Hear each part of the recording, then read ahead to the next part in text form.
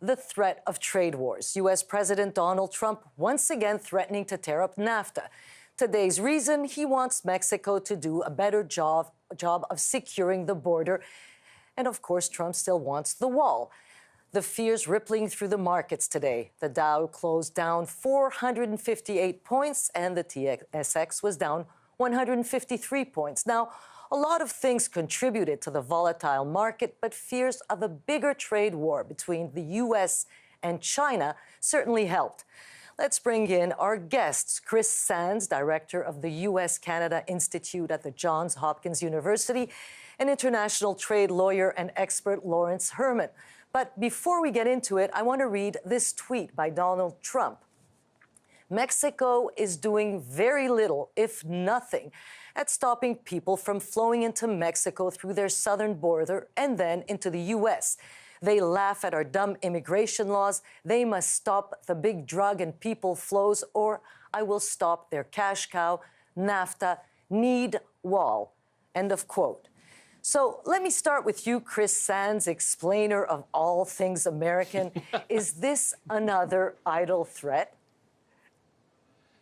Well, it's not idle, although it may come from his id. I think the president has, for a long time, really focused on the wall. Sometimes he'll say, well, it could be a fence, it could be some sort of security barrier. But he keeps coming back to this issue. And no matter how many times he's told that it isn't practical or that it won't work, he reverts to this, especially on Monday morning when he's gearing up for a new week. I think that he wants some action. And remember, Congress wouldn't fund it as part of their big budget bill, even though the president ultimately signed it. He tried to get the Secretary of Defense to allocate some money from the defense budget to pay for the wall. That didn't seem to go very well. Secretary Mattis sent him away. So now he's going back to his old theme of getting the Mexicans to pay for it. It's a bit of a broken record, but I think it comes from someplace very deep in his list of commitments. He wants a wall on the southern border, no matter what anybody says about its practicality or its necessity. Well, Lawrence Herman, obviously, talk of the wall is a great crowd pleaser in the United States, I guess. Could this issue between the U.S. and Mexico derail NAFTA talks? Oh, it certainly could. This is an important factor in the NAFTA negotiations. And, those negotiations, under any circumstances, leaving aside this business of the wall, would be a complex undertaking. And the wall issue just makes it all the more difficult to settle an agreement among the three countries. But the broader issue is this. We're seeing the unraveling of the established order of things, and that affects international trade, and it affects international business, and it affects the stock markets. And that's what we saw happening today. Not totally attributable to a tweet, but a lot of the uncertainty in the markets is a reflection of the concerns over the looming trade war that is being unleashed by a chaotic and frankly, an undisciplined White House. But Chris, is the war between the U.S. and China going to impact NAFTA? Because there are a lot of things impacting now those talks. Well, I think it's interesting. You remember that the Germans tried to fight a two-front war in World War II, and it did not work very well for them. I think it'd be very hard for the U.S. to simultaneously have a disagreement with its North American neighbors and big trading partners, as well as a trade war with China. And part of the reason for that is what Donald Trump and Robert Lighthizer talk about as leakage. So imagining you do put some sort of tariff or barrier on the Chinese, what if some of their products are shipped through third countries and actually enter the U.S. economy through Canada or even Mexico?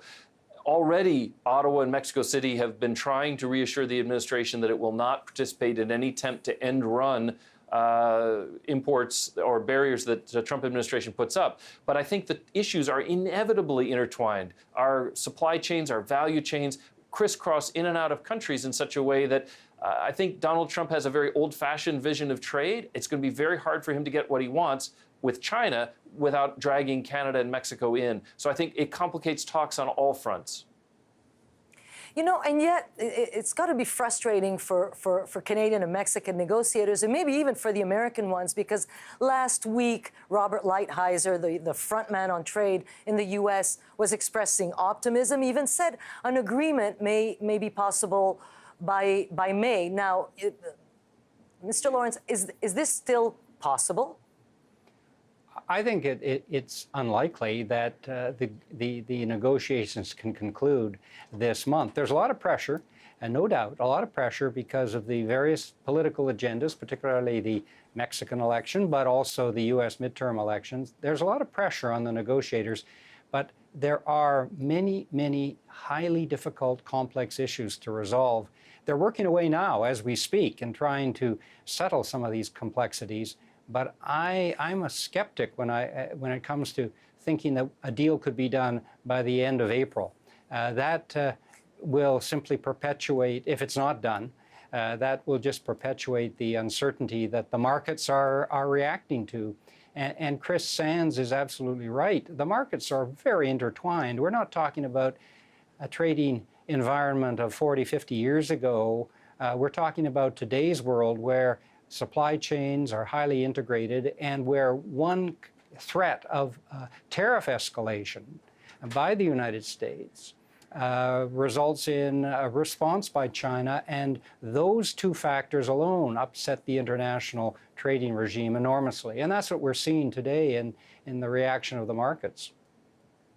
Well, quickly, I want to hear you both before we go. You know, although Canada does now have a reprieve, the threat of tariffs on aluminum and steel still looms, though, right? It was sort of the carrot and the stick. Donald Trump saying, you know, if you're nice about NAFTA and if you get the deal done, there won't be these tariffs. If not, there will be these tariffs. So how does this sit now in this really important next round in Washington? Let me start with you, Chris, briefly, and then. Sure. I think it's very difficult. We still don't know if the round in Washington will start this week or whether it'll start later. We've left that up in the air. And the uncertainty hanging over business is going to eventually discourage investment. It's going to lead people to sit on their money and not move forward with their business plans. Donald Trump's done very well with a relatively good economy since he's taken office. That's carried him in polls to a point to his highest approval ratings so far. But that's unsustainable if the economy is blown up over his trade obsessions. And the fact that this is creating uncertainty. There's some of the rumors in Washington revolved around last week. The president needed to get an extension of his trade promotion authority for 3 years. There was some talk Congress might try to have a vote on that by objecting to sort of unanimous consent for the extension and attach conditions like no more NAFTA withdrawal. So I worry that the optimism you mentioned from Robert Lighthizer was all to reassure Congress, don't do anything, stay calm, give us our extension, which they have now done. So now we're going to see a return from carrots back to sticks, from optimism back to pessimism. Well, that's all the time we have with you. Thank you so much, gentlemen, for being here, for enlightening us, or as much as we can, and who knows what tomorrow will bring and what tweet Donald Trump will send out in the early morning. Thanks for being there.